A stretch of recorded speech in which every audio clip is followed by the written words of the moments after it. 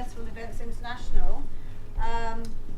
Particularly going to talk about the show that we hosted last year, not the sporting one, or the cultural festival as part of 2012.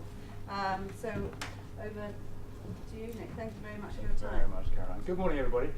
Great to be here in Bournemouth. Actually, I have to admit, it's my first visit to Bournemouth. I live just along the coast in Brighton, so it's a pretty poor admission to say you've never been to Bournemouth. But anyway, I've put that right, and it's great to be here. Thank you very much for inviting me. Thank you, Caroline, for inviting me to come along. As Caroline says, I run a company called FEI, Festivals and Events International, and we're UK-based consultants, advisory and project management for clients mainly in the UK, but also around Europe and North America as well. Last year, members of the FEI team were fortunate enough to be involved in the London 2012 Cultural Olympiad, and I was very lucky to be seconded to go and work as the Chief Operating Officer for the London 2012 Festival last year, and I took 11 months out of my company to go and work for Locog in Canary Wharf and around the country. And it's the story of the London 2012 Festival that I've come here to tell you about today. And this is it, the brand for the London 2012 Festival. So in 2005, to take you back quite a long way, when London won the bid to stage the 2012 Olympic and Paralympic Games in Singapore here, we promised that the iconic event would include a great cultural programme involving people all over the UK. When we were asked why we were putting such an emphasis on that, we quoted the example of the Olympic Games in ancient Greece, which included artists as well as athletes. And early games, even in the modern era of the Olympics, included artistic competitions. As recently as 1948, artists were awarded medals alongside athletes. So it's not a particularly new idea, but it was generally felt, I think, that one of the reasons that London won its bid was that it's promised to put culture at the heart of the Games and to present a cultural Olympiad of a scale and an ambition that really had never been attempted before by any Olympic nation. So when the Beijing Games ended in 2008, we embarked on this new notion of a 4-year cultural Olympiad. And this is the brand of the Cultural Olympiad. The vision was to have a world-class cultural offering right at the heart of the Games that aimed to bring the Games to the whole country, not just to London, to the whole country, by presenting a UK-wide cultural programme attracting new audiences to thousands of free events and enabling people to join in. This was the vision of the Cultural Olympiad. And in many ways, the early years of the Cultural Olympiad did achieve those aims. There were something like 18 million participants and attendances in the events in the initial years. But I don't know if you remember that time. We found that 4 years was a long time to try and sustain interest in a cultural programme. And there were issues around leadership, direction of the cultural programme, the issues of quality versus participation. And after a couple of years, there was quite a lot of concern both in the sector and unfortunately in the media as well about whether the Cultural Olympiad was good, what was going to happen in 2012, and whether the UK could put on a good enough show to hold our head up. And so we lost our way a little bit after a couple of years. Now the detail perhaps isn't very interesting, particularly now out from a few years behind, but fortunately we did find our way through the problem, and a Cultural Olympiad board was formed in mid-2010. And this was set up as a subcommittee of LOCOG, the London Organising Committee, which was really important. It brought culture right into the heart of the organising committee. And this board consisted of major players in the UK cultural industry, and it was chaired by Tony Hall, who was then chief executive of the Royal Opera House, but it had a really broad range of cultural and entertainment figures involved. People like Nick Allett from Cameron Mackintosh or Nick Sirota from the Tate, a really broad church of players, and they really turned the focus of the Cultural Olympiad into something quite different. And they did the most important thing that boards do, which is to recruit a really successful chief executive. And they recruited Ruth Mackenzie to be director of the Cultural Olympiad. And in late 2010, Ruth started to plan the finale of the Olympiad, the London 2012 Festival, which was a 12-week celebration of all of the culture of the UK, and it was right across the whole country. So I'll just show you a short film now, if I may, which sets the scene for the rest of my presentation.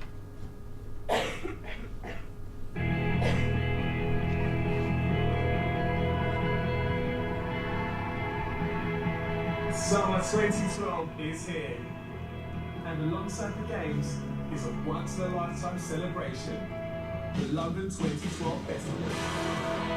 With thousands of events across the UK, from Radio 1's amazing Hackney Weekend, to comedy from Eden all the way to the Fringe, with artists from around the globe. Along the Thames, a river of music and breathtaking events that light up the skies.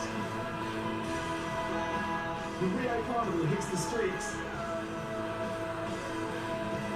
and with the biggest celebration of Shakespeare, award-winning filmmakers, and extreme acrobatics in the city, there's something happening every day for 12 weeks. The stage is set. This is your invitation. Take your place at the London 2012 Festival. Book your spot now at london2012.com/festival.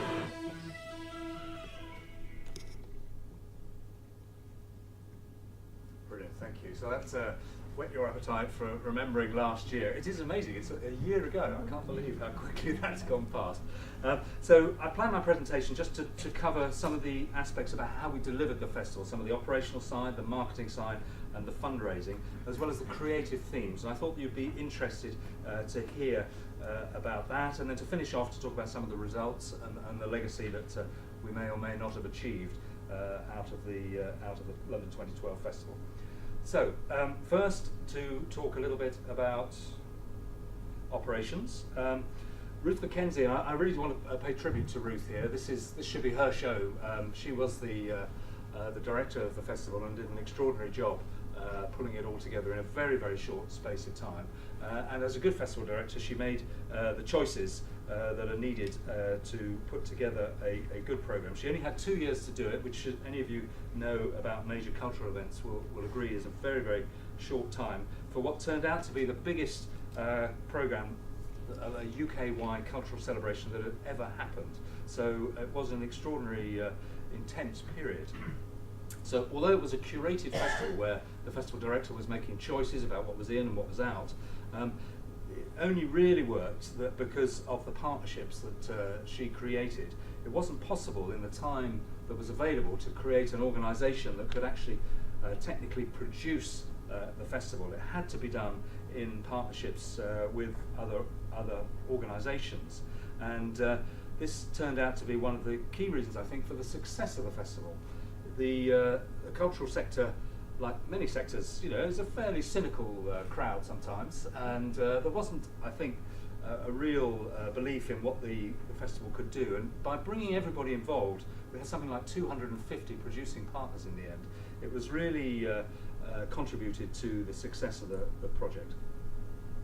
There was something like 600 different performances over the 12-week period, 600 productions and projects, and 13,000 individual performances and events of over around 1,200 venues across the whole of the UK. So the scale of it was absolutely enormous, and nothing had really ever been attempted like this before.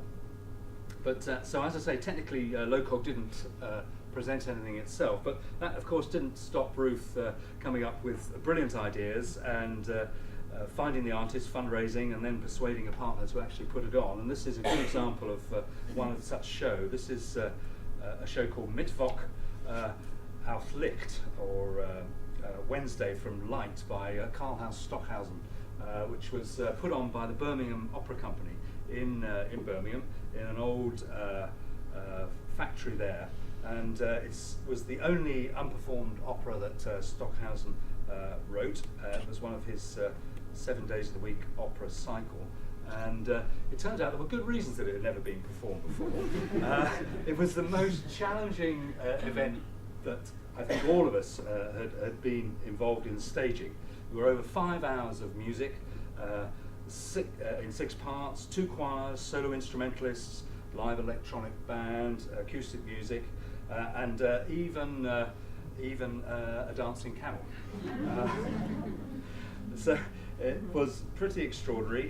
The top 10 hit from Mittwoch is the Helicopter Quartet, and this involved 4 individual players of a string quartet going up in 4 separate helicopters at the same time from the car park outside the venue, circling around Birmingham whilst playing Stockhausen's music, and that music being beamed back to the live audience in the factory and mixed by this fantastic sound technician in with the sound of the rotor blades and the instruments. It was absolutely bonkers.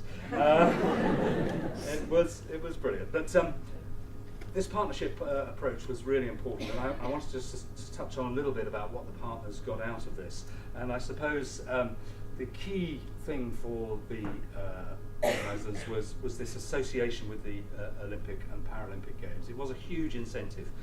By the end of it, everybody was so pleased and wanted to be involved. There was a certain amount of scepticism, as I said, but by the end, everybody was there.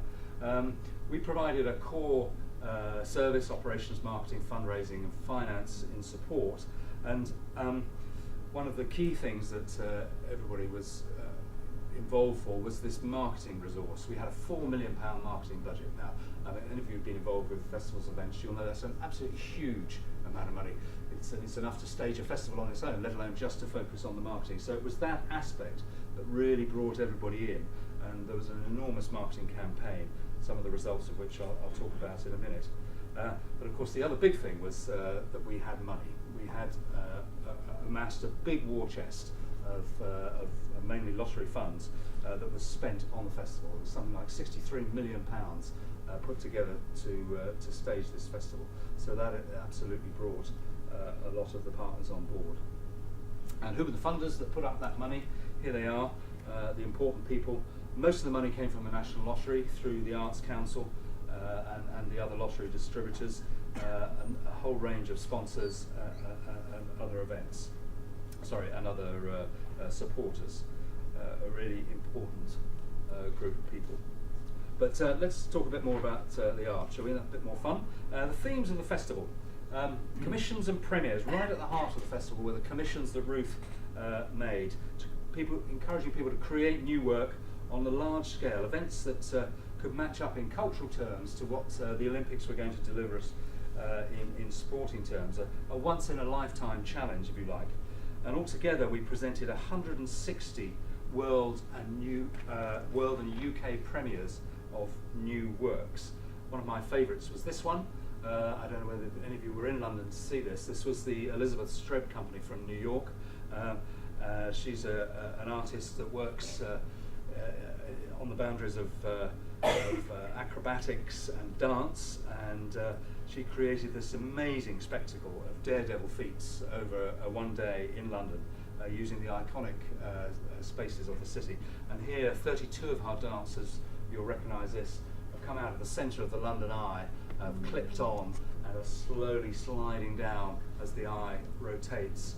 It was the most amazing, and the pictures of this went around the world, you can imagine. Here's Elizabeth herself, the middle person in this picture, walking down the City Hall, suspended on wires. It took her about half an hour to walk down, and if you can imagine, I shouldn't say this, a bit ungallant, but she's in her 60s, and to walk down for half an hour like that is an extraordinary feat. and as I say, the world's media were absolutely fascinated by that. This is her company here. I don't know if you saw this in Trafalgar Square. 32 people throwing themselves off very high structures. Quite something. The next theme I wanted to touch on was art in unusual places. This was a major theme, from Stonehenge to Hadrian's Wall to the Giant's Causeway, the Shetland Islands, the shores of Lake Windermere, and the forests of North Wales. The festival programme took art out of the gallery, out of the concert hall and the theatre, into places of outstanding natural beauty and world-famous tourist sites. And this was a really important part of showing off the UK to the rest of the world. So we had events here in the southwest.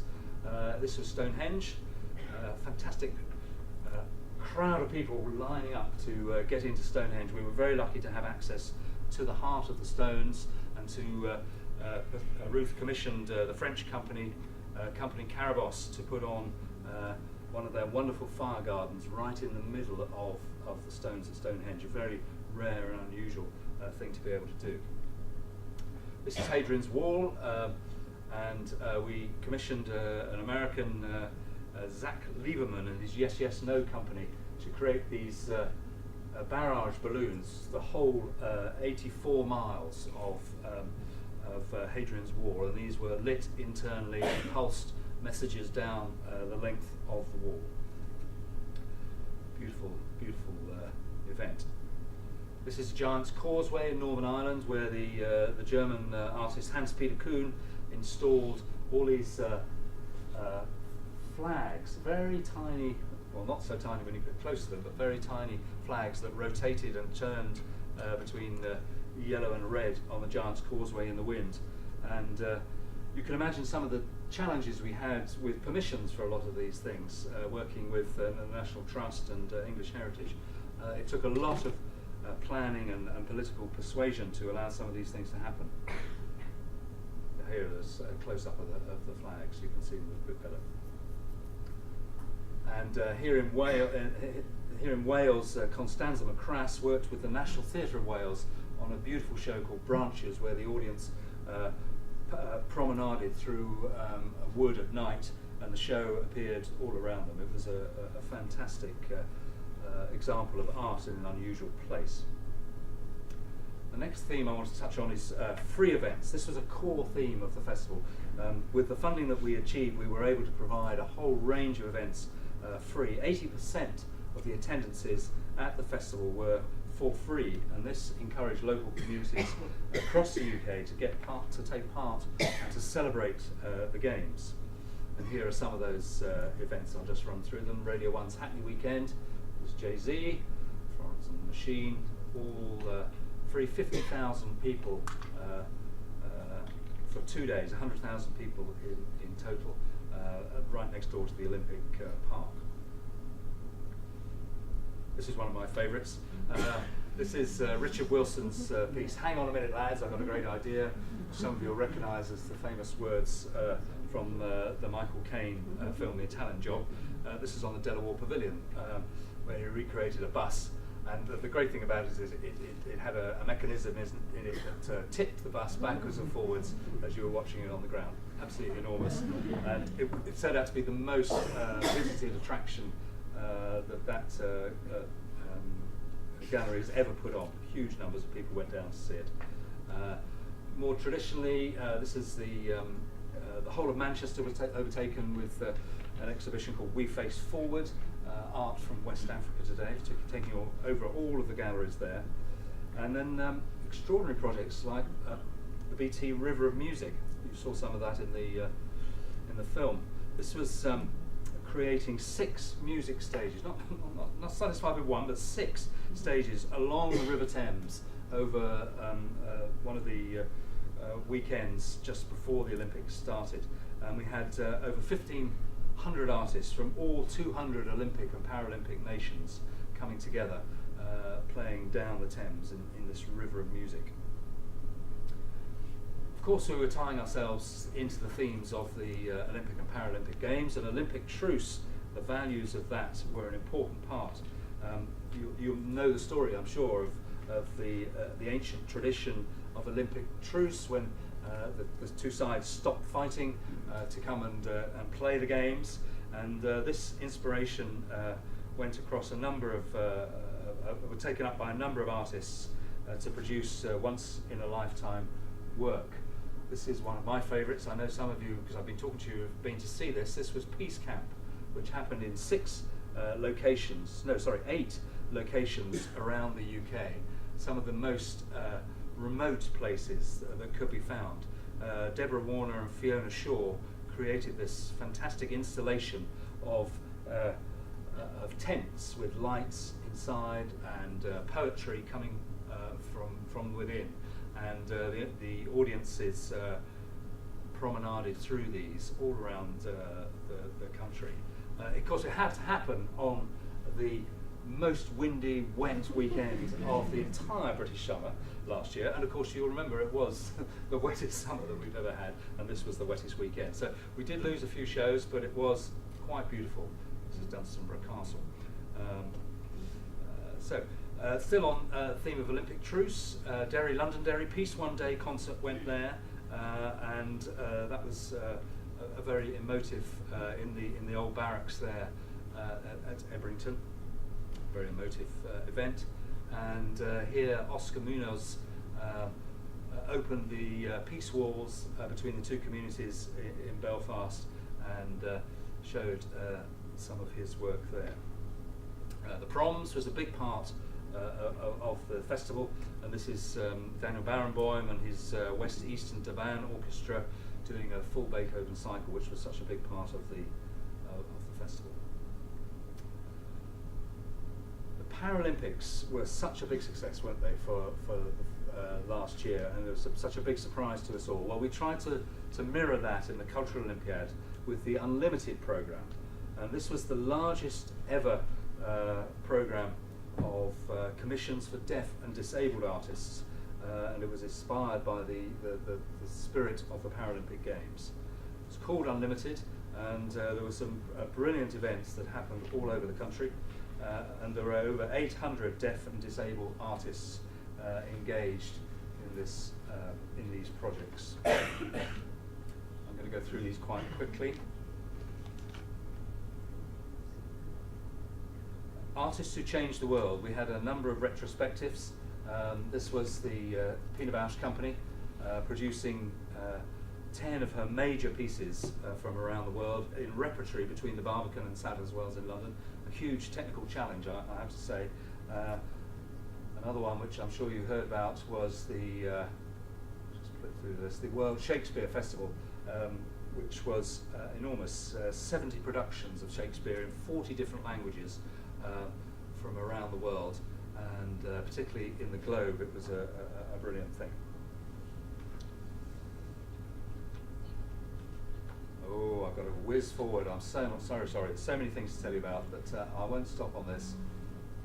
If you want me to talk a little bit about some of the achievements, which these are great. Just looking at these, I hope you remember some of these. And the final Piccadilly Circus, where we dropped 5 tons of feathers on audiences in Piccadilly Circus. That was absolutely brilliant. So what happened in terms of numbers? You'll want to know about the evaluation. 20 million people came overall across the whole country, 15 million to free events, 3.5 million people went to ticketed events. You can see the numbers here. I would say, if you want to read the full evaluation, Liverpool University did a good job. It's all online, but I've got a couple of hard copies here. These are the 2 publications. You can pick up the stuff online here. You can also see the festival book. I've got 1 or 2 copies here, but beautiful picture book online. But the legacy, lots of new artworks were produced. This is an interesting legacy, I think. One for William over there. The Grand Depart of the Tour de France is going to have a big cultural programme associated with it. I think this is going to be a new trend, actually, for those of us in the cultural festival world. Sports events having cultural programmes. I think we're going to see a lot more of that. The There's quite a lot of events following on from the Cultural Olympiad. One we're particularly involved in, the Family Arts Festival. This is amalgamating activity all over the country in a new family festival in the autumn of this year, and for the following year money's been raised to do that. So some of the legacy events, Barbican of course producing the Open East Festival. We've got a lovely new venue in the Olympic Park for events. This is one of the big legacy aspects. I will probably stop there. Now I want to make one final point. One of the key things about the London 2012 Festival was to act as a showcase for the fantastic cultural assets of the UK to the rest of the world, and I think we did achieve that. A huge worldwide audience seeing festival and cultural events, and time will tell of course on tourism whether people are going to come in future. It wasn't about the Olympic year as far as the cultural world was concerned, it's about what happens in the future, and we hope very much, handing over to Glasgow 2014, that they will build on this cultural legacy that the UK has. Thank you very much.